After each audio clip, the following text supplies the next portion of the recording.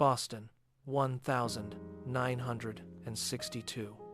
A city defined by its quiet, tree-lined neighborhoods and the daily routines of families. From the outside, it appeared peaceful. Children played in the streets, and workers returned home to their loved ones. But behind the closed doors of apartment buildings, a dark and suffocating fear began to take hold. A predator was stalking the city, moving through the shadows, and no one knew who he was. The nightmare began with the discovery of an elderly woman found dead inside her own home. There were no signs of forced entry, no witnesses, and absolutely no clues left behind for investigators. Police initials have treated the incident as a tragic, isolated crime, unaware of the horror to come. Then, it happened again.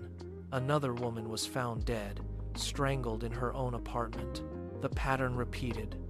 A third victim, then a fourth, each one seemingly targeted at random. Many of the victims lived alone and had willingly opened their doors to someone they trusted. The killer left almost no physical evidence, and the body count began to rise alarmingly fast. Panic swept through Boston. The sense of security that once defined the city evaporated overnight. Women began locking their doors during the day, terrified of any unexpected knock or sound. Some refused to answer their telephones, while others started carrying weapons for their own protection. Every stranger in the hallway became a potential threat, and the city lived in constant, paralyzing dread. As the police struggled to find leads, two journalists began to notice something deeply disturbing. Loretta McLaughlin and Jean Cole realized these murders were not isolated, but connected by a single hand. Authorities were reluctant to acknowledge the link, preferring to avoid public alarm or admitting failure. In the newsrooms of the era, major investigations were almost exclusively handled by male reporters. Women were generally expected to cover fashion, society events, or lighthearted lifestyle stories. Serious crime reporting was considered off-limits, but Loretta refused to accept those outdated boundaries. She saw the evidence clearly, and she knew the public deserved to hear the truth. Loretta and Jean began digging deeper, interviewing detectives and visiting the scenes of the crimes. They spoke with frightened families and meticulously compared police reports to find the hidden pattern. Slowly, the horrifying reality emerged. The victims were linked by the killer's specific, cruel methods. The reporters prepared a story that would soon make headlines across the entire United States. They gave the killer a name that would haunt the city for decades: the Boston Strangler. The headline exploded, and suddenly, the entire country was paying close attention to Boston. However, the journalists immediately faced enormous resistance from those in positions of power. Some police officials openly criticized them, accusing the pair of manufacturing panic for sales. Sources who had previously been helpful suddenly refused to talk, and information was hidden away.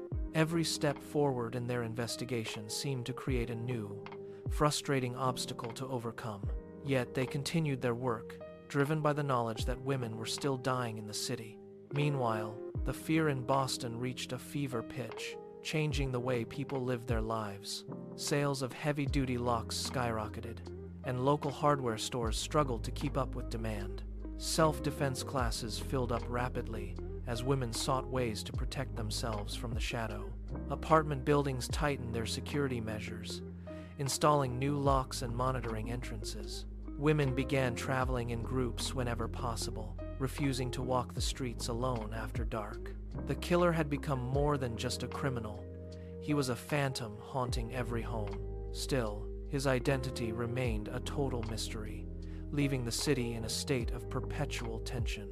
Finally, in 1964, police arrested a man named Albert DeSalvo, a troubled factory worker. DeSalvo had a history of sexual offenses and eventually confessed to being the Boston Strangler.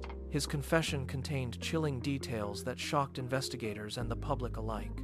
For many, it seemed the mystery was finally solved and the city could breathe again. But deep questions remained, as there was little physical evidence linking him to every single murder.